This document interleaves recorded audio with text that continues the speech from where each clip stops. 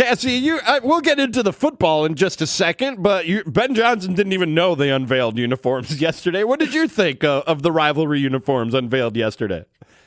I mean, I think they're probably what we all should have expected from the Bears. Very traditional. They don't really stray far from history in the franchise. And so I was kind of hoping they did like iced out, all white, a little bit more modern. But you have the ode to George Halas. They look like the University of Illinois throwbacks. And so I guess they're probably what we should have expected. That's my takeaway. I love, though, that Ben did not know anything about these uniforms. Imagine being in Bears PR or marketing, and Ben is asked a very simple question about the rivalry uniform, and he's like, I don't know what you're talking about. I love, though, Cassie, that my coach is only focused on football and nothing else. Yeah, and I think it's like a similar response to when Caleb Williams was on the Madden cover. He like had no reaction. He's like, "Yeah, I saw it." It's like let's move on.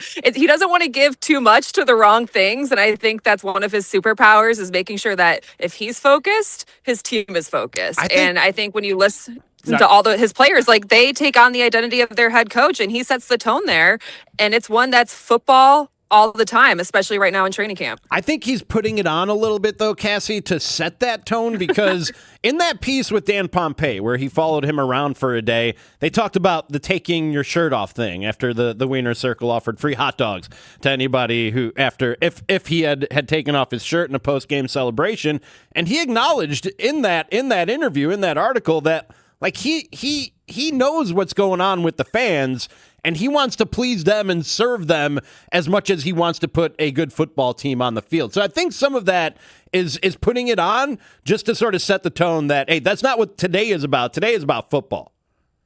I think it works, though. I mean, I think in that piece, too, he admitted that he understands the NFL as entertainment at the end of the day, too. Right. And I don't think it's any different. You could use the Matt LaFleur calling him out and calling out liking to beat the Packers and all that locker room celebration that they elected to put on social media so everyone knew what they were talking about. I think Ben Johnson is so confident in what he is capable of doing when it comes to leading a team, scheming an offense, coaching his quarterback, and getting everyone on the same page.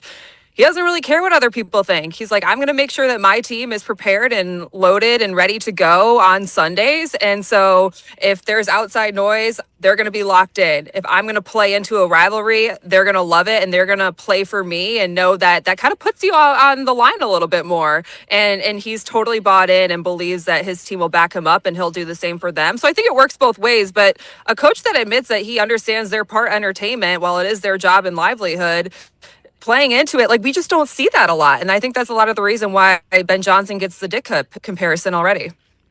What worries you the most about the 2026 Chicago Bears? The defense. I mean, you could go left tackle. Maybe you go right tackle now that Darnell Wright left practice, and we'll see if we get an update today. But I think going into this season, you felt really good about the pieces you had coming into the secondary, whether it be Kobe Bryant, whether it be Dylan Thieneman. I think with the combination of working alongside Kobe Bryant, you have Jalen Johnson fully healthy and by all accounts and everything that we've seen, you know, he looks like he's returned to his normal shutdown corner self, and you hope that continues. Tyreek Stevenson has a big contract year coming up, but with just the injuries to the back end of that defense, you kind of wonder who is going to be the Nahshon Wright of this year that steps up and makes a name for himself. And right now, there are just so many moving pieces, whether it be at nickel, whether it be at safety. And Ben Johnson admits that they don't have an answer of who's going to be your starting safety opposite of Dylan Thieneman. You really hope that this offense is capable and will put up 30 plus points a game, because that seems to be like it's going to have to be the formula to getting the job done. And I guess that's what we talked about going into this season, but now just seeing it on paper and hearing the revolving doors of injuries makes you worry a little bit more. I guess Ben Johnson, Sam, I think you asked the question to him yesterday, said he thinks that his defensive line and the D tackles are underrated. I hope they're underrated and that they can get some pressure on quarterbacks and stop the run equally, because that will help out the back end of the defense. But if you go back to what Ryan Poles said after the first round of the draft, he noted that he felt like they had speed and versatility on the back end of the defense, so they could cover a little bit longer if the defensive line couldn't get pressure. Now, I don't know if you can say that as much. You said, though, you could bring up left tackle, and so I will, Cassie, because that also is a concern. I thought we'd know who the left tackle was by August 26th. I mean, technically, we don't need to know until that first game is being played against Carolina, but it's a bit of a red flag to me that that's still a competition, and Ben Johnson is still not ready to name a starter over there.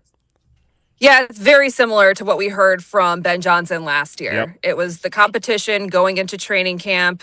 Braxton Jones was coming off a very serious injury and mentally just wasn't there, tried to work himself back. And Anthony Herron on our pregame show last week said probably took one for the team of coming back maybe sooner than he thought. And I think maybe that's a learning opportunity for the Bears and Ozzie Trapillo not to push back a player coming off a very serious injury faster than they need to. And you have a mixture of players, whether it be Karana Magaji, Jedrick Wills, Theo Benedict, starts at right tackle, gets moved into the left tackle competition. And now it seems like it's Braxton Jones's job to lose. But after that holding penalty and seeing some of the way he played in last preseason game, you don't feel super confident about it.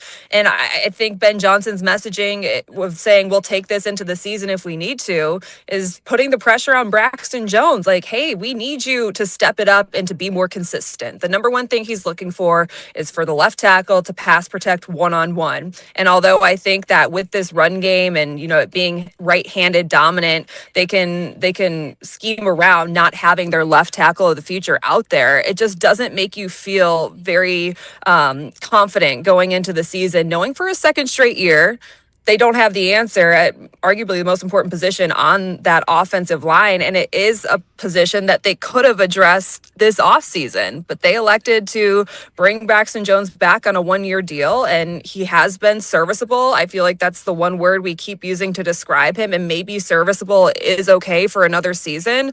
But when someone doesn't jump off the tape and there's moving pieces after each preseason game because you think it's going to be between two people, and then after a poor performance, two new people are in it, it doesn't make you feel too good. And then the addition of the injury to Darnell Wright, which I guess we don't know the severity of it. He played through the UCL last year. He could maybe play through it again. We'll have to get an update on that. That takes Theo Benedict out of the equation. And so it's like all roads lead back to Braxton Jones.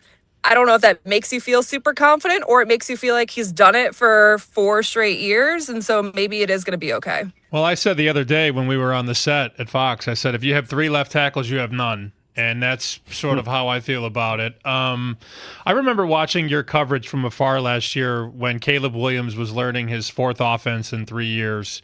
And, Ben didn't know which foot was going to be forward, and they were still learning how to break the huddle.